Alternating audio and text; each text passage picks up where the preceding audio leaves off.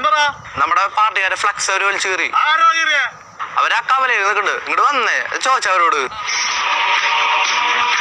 ഒന്ന് ചേട്ടാ മുണ്ടോന്ന് എടുത്തിട്ട് വാ. വാ ചേട്ടാ. അവരാ കവലയിൽ നിൽക്കുന്നുണ്ട്. ചേട്ടാ വന്നേ.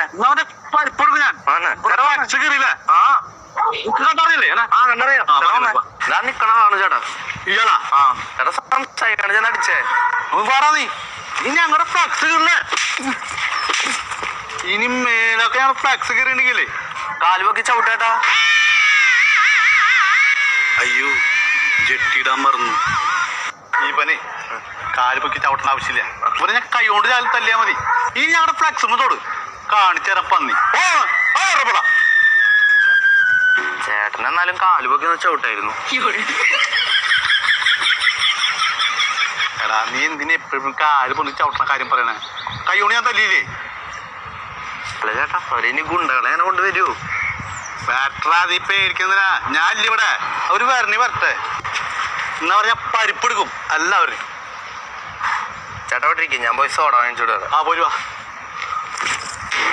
അവൻ പോയിണ്ടാവില്ല. അവിടെ തന്നെ ഉണ്ടാവും അവര്. ചേട്ടാ അല്ലെങ്കിൽ നമ്മൾ ചെല്ലാണ്ട് അവൻ പോവും. അവരെന്നെ തല്ലിയത് ആയിരിക്കണോന്നാ.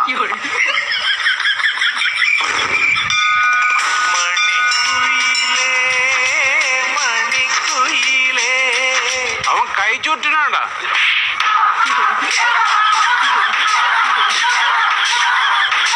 ഇനി ആരെങ്കിലും ഇവിടെ തല്ലിന്ന് അറിഞ്ഞു കഴിഞ്ഞാ നിന്റെ പണിക്കൂലി ഞാൻ കഴിക്കണം. अबे साले आज के बाद किसी को भी मारा ना तू तुझे दिखाएगा साले. तुझे दिखा दूंगा. हाँ ഹിന്ദിയാ.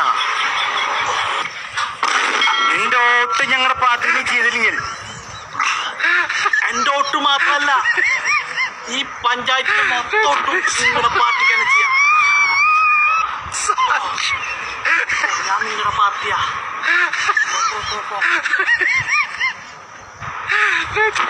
ചേട്ടാ നമ്മുടെ പാർട്ടിക്ക് വേണ്ടി ചേട്ടാ എത്ര തല്ലുകൊണ്ടില്ലേ? പിന്നെ ഞാൻ എന്താ ചെയ്യണ്ടേ? എന്റെ പോനെ നമ്മുടെ പാർട്ടിയോട് അല്പമെങ്കിലും ആത്മാർത്ഥം ഉണ്ടെങ്കിൽ ഈ പലകൊന്നും നീക്കറാ.